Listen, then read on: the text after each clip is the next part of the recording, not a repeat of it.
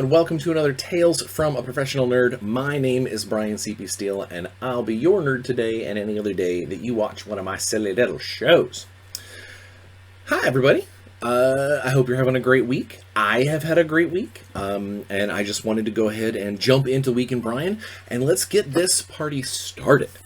Personal-wise, things are going great. Everything's wonderful.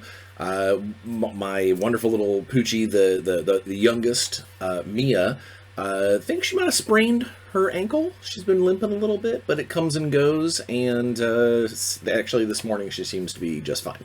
So I was a little concerned there, but not overly concerned because it didn't seem to be actually hurting her, like if you touched it and moved it and whatever. She just really couldn't put much weight on it. But she seems to be doing fine now, so all is well there. By the time this comes out, almost, I will be headed to northern Indiana to see a couple of my friends get married. So big congratulations to them. I think that's really it. Personal-wise, been kind of, I don't want to say boring, but just normal, normal everyday life in the big city, so to speak. Gaming-wise, been playing a bunch of Minecraft because, I have gotten I've gotten bit by the Minecraft bug, maybe because of the movie, maybe because my buddy and I have been playing on Wednesdays, but having a good time and enjoying that a great deal. But also managed to get one game of Warzone in, which we'll actually talk about that during work time stuff. And also played two different role-playing games last week. The Evil Genius team, we try every week to put an hour into kind of an ongoing playtest group. We play a bunch of one-shots, a bunch of the stuff that we're putting out. It's kind of a way for us to, build some team camaraderie, but also to test some rules, see if characters are too powerful, that kind of thing. So I got to play a little bit of that last week. But then I think the highlight of my gaming actually was got to play the first session of an Intergalactic Heroes game in which I am a player and not the game master. Had a great time. The game master is doing a great job. Literally the first session, we're just getting started, just kind of figuring out our characters. Some of the people who haven't ever played an Everyday Heroes game before, they're figuring out the rules. But we did get into a little firefight with some Sylvasti pirates, and it was fun. It was a good time. I do think that the players weren't quite expecting how potentially lethal a 5e adjacent game could possibly be. Obviously, we didn't lose any characters or anything, but these are seasoned gamers. They see these dice, the dice levels and the ability to do certain things, and when things start to come together, they're like, man, that's pretty impressive at first level. Well, yep, that's exactly how it is. So we had a great time. I am playing a Gabar. Living Weapon is technically my class, where I am a strength-based character that focuses on the betterment of his own body. Think of it like a martial class, definitely. But instead of focusing on guns and explosives and stuff, it's more melee-based, unarmed-based, and definitely about improving stats. I get a lot more stat bumps than the average character does. Physical stat bumps, anyway. But the alien species that I'm playing are extremely superstitious, kind of mountain ram styled aliens. Not Earth Mountain Ram, because that's creating everything based off of just an anthropomorphized Earth creature is kind of weird. But when you're describing it to someone, you go, okay, so it's these, somewhat hairy guys with a big like bony head plate sort of thing that headbutt stuff, and they've got hoof fingers and hoof toes that allow them to climb on sheer rock surfaces. So they're kind of like a mountain goat. So that's what I'm playing. I'm playing a Gabar, and it was fun to be able to be blunt and simple. But then when it got into the moment where I got to shine and use my impressive strength, the dice did not fail me, and I got to do something to kind of show off to the rest of the crew. All right, this is what I do. I lift heavy things and I push them around. So that was fun. We had a good time. We play again in a couple of weeks. Very excited to see where the game goes, where the rest of the game takes us. Hobby-wise, I did a little more sculpting on the charity piece for Gamehole, but I have not really done much of anything else. There just hasn't been enough time to do things toward other projects, because when I sculpt, I tend to spread my tools around, and it kind of sits front and center. So until I get this thing completely sculpted out and then like primed and start working on painting, that's probably going to be about the only hobby project that I really do, unless something comes up and kind of bumps the queue. Work-wise, got to turn in the back blurb to Night Court, my new Shadowrun novel, which will be out later this summer. Which I hope that it rolls off the tongue and gets people excited, because it's a very cool story, and it involves some meta topics from Shadowrun that I was very, very happy to be able to dive into and get to use in a fictional sense. So I'm really hoping that book goes over well, and that people latch onto that story and hope for more. That's one of the things that I do. I'm going to go on a slight tangent here. One of the things that I do when I write Shadowrun novels, unless I know that it's going to be part of a series, I try to leave Easter eggs and connective tissue to some of the other stories. Definitely connections to things that are happening in the role-playing game world, in the hopes that maybe Amazon reviews from readers, or emails into Catalyst or whatnot, people go, I really want to see more out of this character, or I would love to see how this continues on. And it does, it lets me set the stage for more books. If Catalyst wants more books out of me, it lets me basically build on that story as soon as possible. Like it leaves it sitting there pregnant, waiting to have another story baby. If that make any sense? Everything with Evil Genius is going great. Talking about Intergalactic Heroes. I'm putting the final touches on a Skull Island PDF project that was penned by the amazing Jonathan Connor Self. I have a little bit of rules stuff in there, and a little bit of polish here and there, but the majority of the book was put together and planned by him. And I'm very excited to see where that goes. As soon as I get the polish finished on it, probably today, I'm going to send it off to Legendary to let them let them do their canon pass, which is always a nerve-wracking thing, but it is what it is. Intergalactic Heroes proceeds. I have mostly done writing another expansion for Everyday Heroes, another supplement called Jurassic Heroes, dealing with prehistoric animals and some cool stuff. That will be on Sidekick. I think it's scheduled for June. It might be July, but I think it's scheduled for June.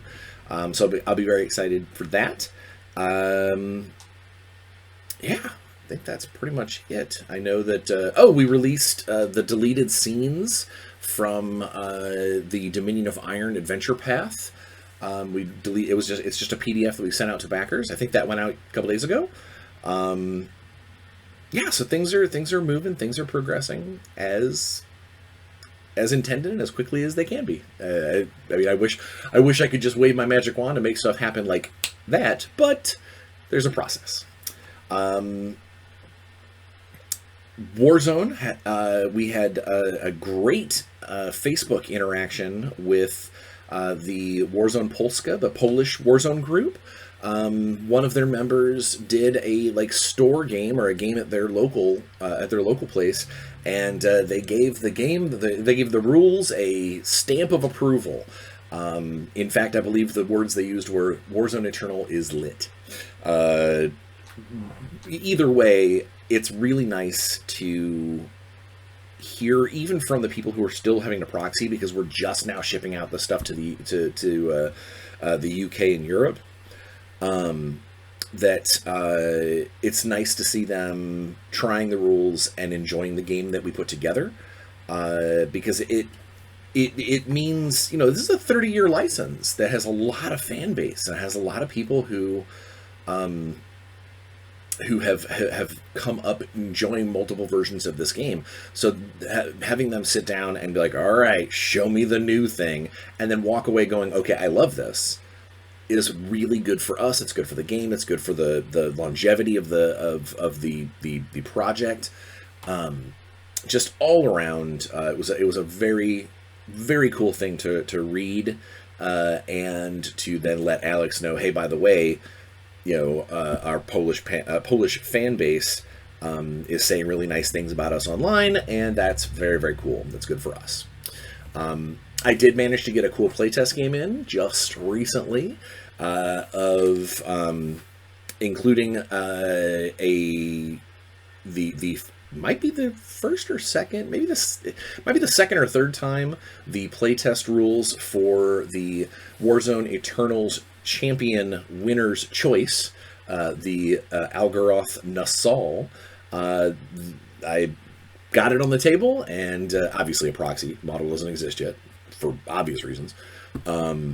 But I got it on the table, and I am very happy. I'm very happy with the direction it's gone. I can't tell you more about it yet, because we're planning on doing, when we have an opportunity to get it through playtesting and whatever, we'll have a full press release basically about, okay, here, check out the first Eternal Champion winning choice. Here's the Nasal. It'll be a big deal when it happens. But I can at least let you know that I think it's been on the table now 3 times so far, the kind of pre-playtest rules, just to make sure the number is even remotely close before we get it out to playtesters. And I have been happy with it all 3 times. That it definitely feels like a new dimension to the Algaroth Force collectively. And I look very much forward to the playtesters getting their hands on it and trying to put it through its paces. So very cool there. I got signed on to do a card game. I don't know if I can get into the specifics of it, because I think there's an NDA involved with also just talking about it. So I'm not going to make any mentions, but they had most of the bones of the game already set up. They just need me to go in and kind of clean up the language, add and tweak the engine so it plays more. Right now, it's a very cool concept, but how it actually goes together and putting their concept into gamified words and creating an engine out of it, that's what they're going to pay me to do. So got an email last night that basically says, yep, we are on board, let's do it. So I get to start that pretty soon. The World of Jashar continues. Sounds like I'm going to be working on a kind of a short little sort of feet first jump in adventure for the World of Jashar. I put together the outline, and I'm hoping this upcoming weekend I will have a little time to put some words to page on that, because I would like to devote a little bit of love to that project because it's a really cool world, and I'm going to get to flex some of my creative muscles on that adventure. And then, the big thing, which will lead directly into today's episode, is the Zeo Genesis game found is going well. Link is in the description, obviously. I'm not sure if last week, if it was already unlocked. I think it was, where there will be solo play and there will be a campaign mode added to the core rules. Penned by yours truly. I have already started working on the campaign mode,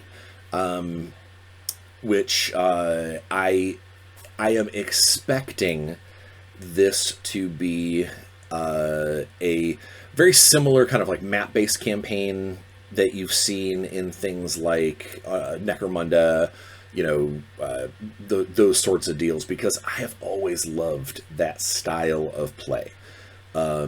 Where it gives, certain territories give you bonuses, certain, you can try and claim other people's territories, and models that survive to the end of each battle gain experience, and experience gets you rolls on tables. That's definitely what I'm gonna be focusing on. But I want to try and make it so it is not that it is not so one-sided. I've seen several campaign modes that when you get someone clearly is ahead of the pack, they've got all the right territories, they've got all the right stuff, and now suddenly they're unstoppable. I want to definitely build in some kind of equalizer program that allows a player who has less stuff or less points or whatever, to give them something that makes those fights a little more worthwhile.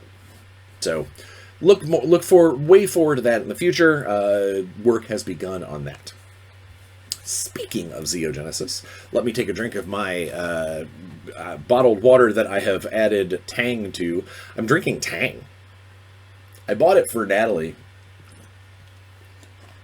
not knowing that she absolutely hates it. Which I don't know, it's weird. It's just, powdered Sunny D, basically. But yeah, she hates it, so now I'm drinking it. So there you go. Alright, so this is part 2 of us talking about Zeo Genesis. Last week, I talked a little bit about the forces. I talked a little bit about, kind of how the dice mechanic sort of goes back and forth, and how defense downs work and whatnot. And I mentioned 2 things that I wanted to spend a little more time on today, because they're very important. Technically 3 things. I mentioned force cohesion. So force cohesion is kind of your victory point scale. The more force cohesion you have, the farther you are from losing the game. It's less about, it's kind of weird, it's not as much as you are trying to achieve a certain victory point total as it is you're trying to avoid being the person who drops to force cohesion 0. That is the thing. I am going to have to pause this video momentarily. For you, it's only going to be a couple seconds. For me, it's going to be a hot minute, because I think my lawn mowing guy is here. So, 1 second, guys. All right, and we're back. Sorry about that. Literally, I heard the engine start up outside, and I was like, I'm going to need to pause this video, because it is going to be crazy loud right outside that window.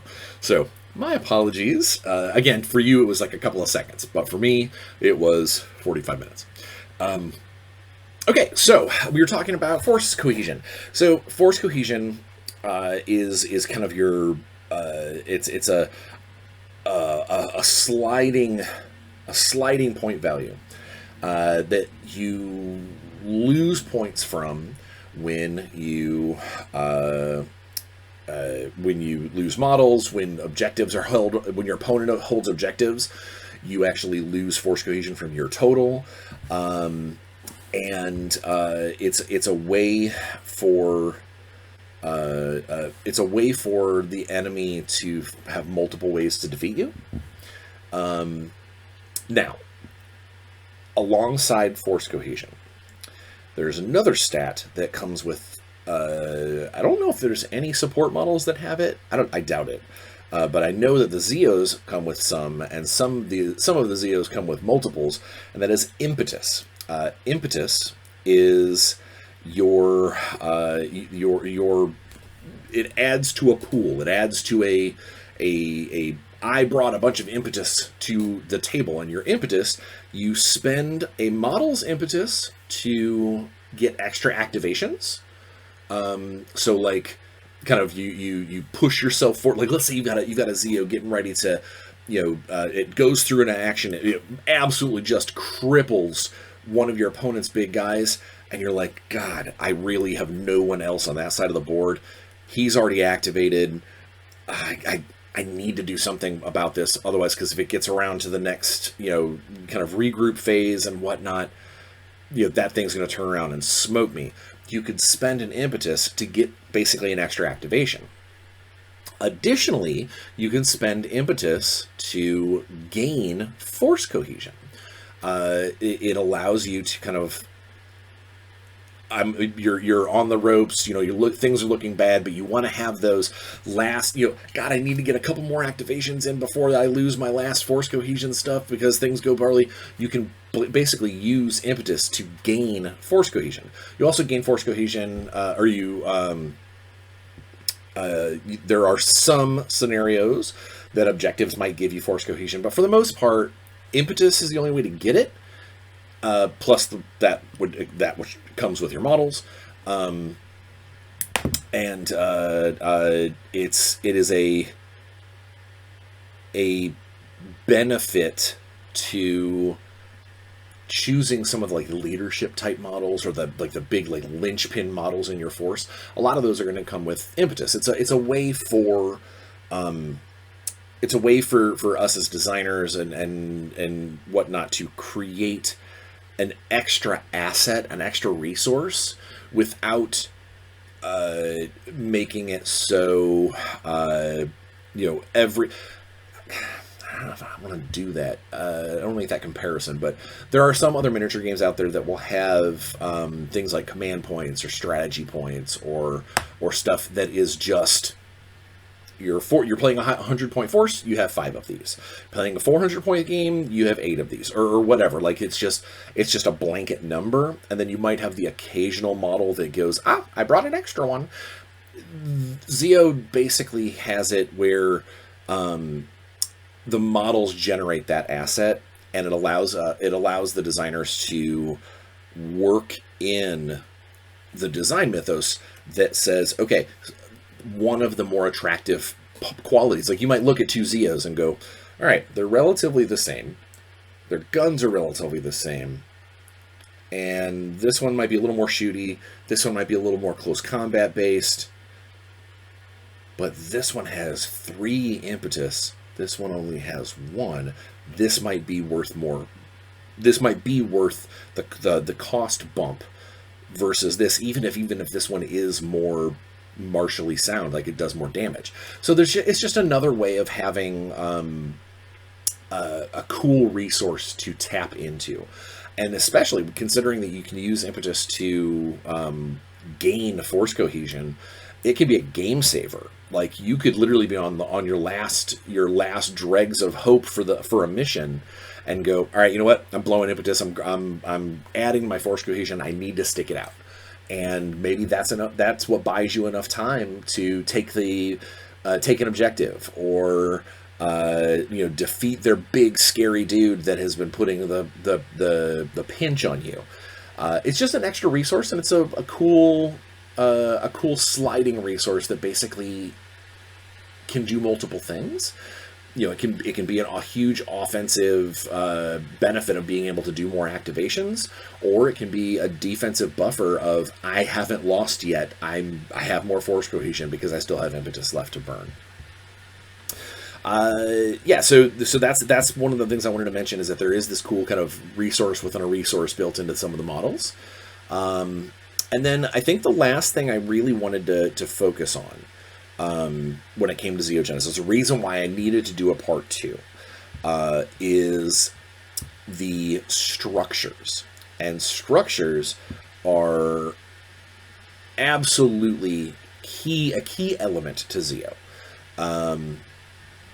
When I was originally brought on to talk to Danny and Best Hobby about working with this, he had told me kind of one of the things that he wanted, like one of his dreams, was basically to build this game system, this system that has these structures involved, sort of terrain pieces that you brought with you to your, like, that you brought with your force. Like in, God, there's an old game called AT-43 that a lot of the model kits came with bunkers or container crates or low concrete walls or barriers or whatever.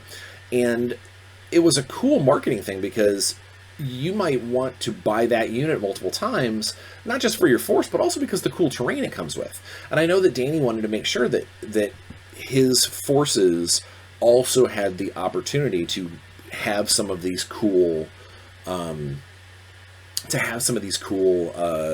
structures as part of the modeling kit, and they would be in theme. So a guard core microwave tower microwave node might look different than a microwave node built by the Pact. Or later on, when we see some more factions that have drastically different physical look, different aesthetics, they'll have their own miniatures that represent those cool structures, but in their own style and feel. So that way you're not buying a single turret type thing and it just goes with everybody. It feels more like part of your force, because it is. You're actually spending points on it. You're actually bringing that as part of your force. And I love the idea. He showed me the sketches of what these structures would look like, and the differences between, the Guard Corps have very rounded features, whereas the Pact is very angular, and then the next faction might be a little different substances that they're using to build their Zeos. I love that attention to detail. And it also allows for the rules-wise to stay within the same design parameter. You don't have to build, 10 different types of structures for each force. You build 12 or 15 structures for all the forces, and then a lot of it's just aesthetic. It doesn't mean that we won't be able to put out structures that are maybe specific to factions later on, but for now, you just have this really cool array of basically small buildings, tiny buildings, or like pods or whatnot that you bring to the table, and it allows you to augment your force. Which we'll go through the list of them here in a minute, but there are two types of structures. There are static structures and there are deployable structures. And static structures are ones that they start on the board in the game, or at the beginning of the game, and the way that it works, the way that you deploy these. So when you play a scenario of Zeo Genesis, there are a number of objectives on the board, and objectives aren't necessarily like plant a flag here. They're more like coordinates on the battlefield that something is important, and those objectives could be anywhere from in a scenario they could be anywhere from get a model to it, or try and get multiple models to them, or run past them, or keep the opponent from getting to them, or whatever. but they also represent tactically key places on a battlefield that you can deploy structures on. Think of it like the objectives are a socket on the battlefield, like a if you like a computer map. There's these little dots that say, these are where the objectives are, and they're blinking. And as someone who has structures, I can choose to put a structure on those objectives if I've got them available. And the difference between static and deployable structures, static structures are deployed at the beginning of the game. You choose an objective, that you sit them there, and that's where they are until they are destroyed. Also, all objectives are destroyable as well. So that is something that is built into the rule set, that even if you spend a ton of points on a bunch of turrets and stuff, and now suddenly you've got a bunch of firepower on your side of the field, it doesn't mean that the opponent just has to sit there and weather the storm. There are rules for blasting them out of existence, and in some cases that might actually be what wins you the game. And like I said, we'll talk about that when we get into the specifics on the structures themselves. But so basically, static ones are ones that have already set up the beginning of the game. They're already there, and they're already doing whatever they do. They're already doing their thing. Deployable structures are basically they're gonna be much smaller, like smaller in size, because these are things that your models, your Zeos, can basically sort of attach. They sort of bring with them physically, and it allows them to attach it to one of these objectives, one of these objective points. So it is a more tactically sound use, because you can put them out in the game during gameplay, so you can see what's going on. You could, maybe your opponent is really pushing one flank really hard. You could be like, all right, well, I can deploy over here because they'll be safe. Or maybe you want to deploy them over here because it'll help you fight off that massive flank move. But whatever the case may be, they require you to get a model to put them on on an objective. Obviously, on an empty objective, you can't put it on an objective that already has a structure there. Hence why you need to be able to blow structures up. Let's say you spent a ton of points on deployable structures. Your opponent really kind of leaned hard on the static ones, and some of the key points of the battlefield start with his stuff on it. You're going to want to take the time to blast those off, to knock those off of those objectives, so you can get your own in place. Not to mention, having structures on objectives help you control that objective, so forth and so on. It's a very interesting mechanic. Games like 40K have things like drop pods, that are like deployable vehicles. And there are, I know they've added some battlefield assets from time to time, things like, the Aegis defense line, or buy a bunker, that kind of stuff. But a lot of times those are just sort of pieces of terrain that might have a gun. Maybe they might have a shield or something. And they've always felt like you just sort of have, terrain. The structures in Zeo Genesis feel more like actual battlefield assets, because there is a deployment. There's a deployment step. You have multiple places on the battlefield where you can possibly put them. There are tactically sound choices for to use them, and then the deployable ones, they are infinitely tactical, because you choose where they go during gameplay, but you don't start with them on the board, meaning that you have to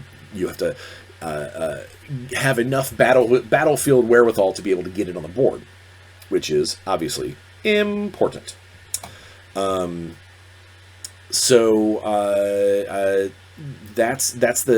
those are like the three big things I really wanted to focus on. Is talk about force cohesion, that it's different than victory points in every other game, because it's a You're eliminating your opponent's ability to stay in the battle rather than necessarily you achieving victory. It's more I'm forcing defeat. Impetus in the way that it's a cool battle resource, and then talk about structures. And then I wanted to go ahead and spend a few minutes. I pulled up the PDF to talk about the actual structures that they've got in here. And there's a cool narrative written by the amazing Gav Thorpe. There's a cool narrative for each of these, but I'm going to give you the kind of rundown rather than actually, like, you know, we're not going to go crazy and read everything to you, because again, we're just reading out of a book is boring. All right. So these are in alphabetical order, so they're not in like point order or anything like that. So don't try and figure something out. We have the Cryo Crate. The Cryo Crate turns a static objective into a large portable objective. Basically, it allows you to pick up an objective and move it. Pretty cool. You know, it's a way for you to possibly capture an objective and then literally play keep away from your opponent. The Data Relay it grants you impetus. I mentioned that there are ways to gain impetus, and you can use impetus to gain force cohesion. A data relay is one of those ways that you do it. If you can get a data relay onto an objective, it sits there and generates impetus for you, and then you can use that impetus to either get objectives or build your force cohesion by fighting against your loss or against the loss condition. The difference. Or the trouble with that one is, so buildings they're not necessarily, difficult to destroy like structures. Structures aren't like horribly difficult to destroy, but the data relay is generally pretty squishy because it is very important. We just want to make sure that it doesn't turn into you never want to. That's an auto include. Because I hate that. The defense node. Okay, so defense nodes, they are actually, those are your turret weapons. They sit down. It's like having a Zeo that doesn't move. It doesn't act like a building so much as it acts like a mobile or an immobile gun that your opponent can still blow up. Tend to be relatively inexpensive because it's just a big gun. The energy outlet. Energy outlets basically allow someone you can boost a model with speed. It's almost like an adrenaline shot for the model that starts in contact with it. You can, but the drawback to it is when it is destroyed, it explodes. And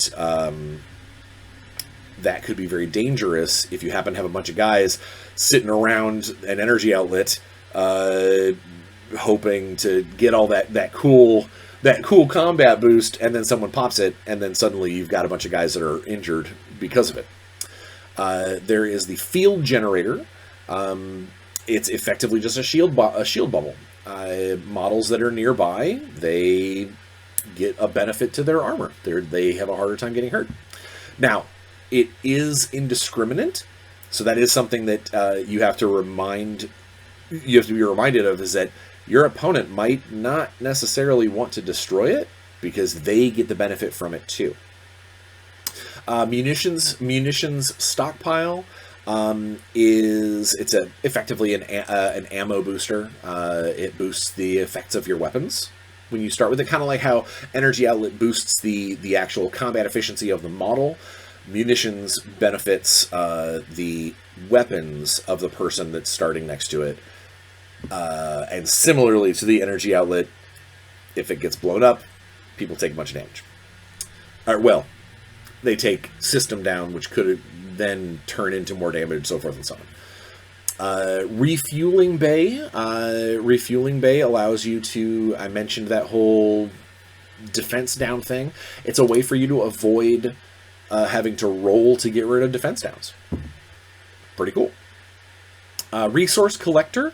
Resource collector, this is the one that I mentioned briefly how a force could get force cohesion back. Obviously, you can spend impetus, or you can have resource collectors. You basically take over an objective, and this resource collector adds force cohesion, and it possibly adds more force cohesion if you have particular models sitting there using it, support models, if you were. Sensor arrays. A sensor array basically allows you to see hidden models, models that have like kind of scout style. It's called what is it? Not scout ahead. That's Warzone. Infiltrator. Infiltrator? Yeah. If a model is an infiltrator, they can set up elsewhere on the battlefield, which makes it extremely useful for setting up, objectives and things. A sensor array will give you an opportunity to keep an area infiltrator free, and also eliminate some of the special abilities of like stealth and stuff that hide models from being snapshotted or shooted. I don't know. Snapshot. We'll say keeps model from being snapshotted and whatnot. And then the actual models themselves, like I said, are going to be the structured models themselves are themed to fit the faction that they come from, so it doesn't look out of place. And at a glance, if you're playing, we'll go off of the Saber Ridge, starter set, Pact versus Guard Corps. Even if your models aren't painted, like if you haven't gotten around to painting your models yet, there will be no question which faction possesses a particular objective, because they will be different models. And that's pretty much it. I mean, obviously there's more ins and outs. There's more, more tactically, specific things. There's all kinds of skills that change how a model plays. So you might look at something and go, okay, well, this Zeo, it's a bunch of stats. This Zeo is a bunch of stats. They're relatively the same thing. What's the difference? Why don't I just take two of this one? Why would I want one of each? Well, there are different skills, things like engineer, medic, drone hunter. There are things that change a set of a basic set of statistics get to be applied differently. There's different types of damage. Certain factions have benefits, like their laser technology might be superior, so they might actually get a benefit to their beam weapons, or not their beam, with their energy weapons, whereas maybe a faction has an abundance of the materials that they build all their Zeos and all their armor out of is particularly resistant to a specific type of damage. So maybe they get an extra armor against that. So there's lots of ways, taking a relatively simple, a relatively basic, streamlined rule set, and adding modifiers to it to make this game as modular as it is. And that is one of the things. It's one of the taglines. Is that it's a modular mech game, a modular skirmish game where each model's got different options, different weapons, different different components they can add to. And then when it comes to gameplay, there are different skills, different applications of the faction, and then of course all these deployables and things. There are a lot of moving parts in Zeo Genesis that help you make choices toward building a force to take to the table to play a particular mission. and then during gameplay itself, between the different activation protocols and then the choices to how you want to use your impetus during gameplay, that will have a lot of push and pull on the actual individual games themselves. It won't turn into, oh, you've got that thing, it does this thing, and if it's not handled by turn 3, I know it's in close combat. Game is way more flexible than that, and it is way more malleable as far as future design aspects, new factions, new concepts. All it would take is the addition of a new type of structure that all factions have an opportunity to use, that could immediately, new forces go, oh, wow, the addition of a new skill, obviously the addition of campaign mode. There's all kinds of ways to make this game about big robots and the support units and structures that they bring along with them clashing against one another. There are a lot of ways to make it that it is not just about who can roll the most dice. And that, I think, is one of the downfalls to a lot of sci-fi games specifically, is that it ends up being less about tactics and more about your build. This is going to be part of the tactics is building your force, but it's more about what you do with that force once you've gotten to the table and the choices you make with your assets that you brought with you. I think that's going to be the big takeaway for Zeo. Is it is a skirmish game, so you have a lot of choices. You have a lot of decisions to make when you're building your force, and then once you get to the table, you have a lot of weighing out decision A, decision B during gameplay, and that's I think that's huge, and it's going to be a big. I think it's going to be a big factor as to the enjoyment level that people get out of this game. Because if they just run headlong at each other and shoot each other, I'm sure it's going to be great. You're going to have beer and pretzels fun all day long. But the people who really kind of sink their teeth into the aspects of moving the objectives around, or trying to get the most out of your support forces before you dedicate your Zeos to doing something. I think that there's going to be more of that than just, I have built a bigger, stronger monster, come deal with it. If that makes any sense. I hope that makes sense. But I don't want to go on too long about all the little ins and outs. This was not going to be a comprehensive how to play. Maybe I'll do that later on once the rulebook is totally finalized.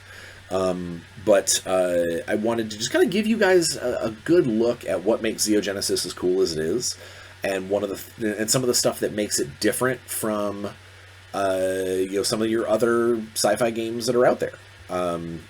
Obviously, I have biases towards certain aspects of gaming. I'm a big skirmish game fan, Warzone, Zeo Genesis, but it is nice to see new concepts and new dice mechanics and new things hit the table. And I hope you'll do us a favor and go over to GameFound, throw a couple of bucks at them to help the algorithm stay happy, and maybe even jump in and buy the starter box and keep your eyes peeled for some really cool stuff. Until then, just be safe, wash your hands, get your shots, wear a mask, don't be a jerk, try and leave every room just a little happier than when you got there, and I think we're going to be okay. Until next week, have fun and play some games, because I'm going to. Bye, guys.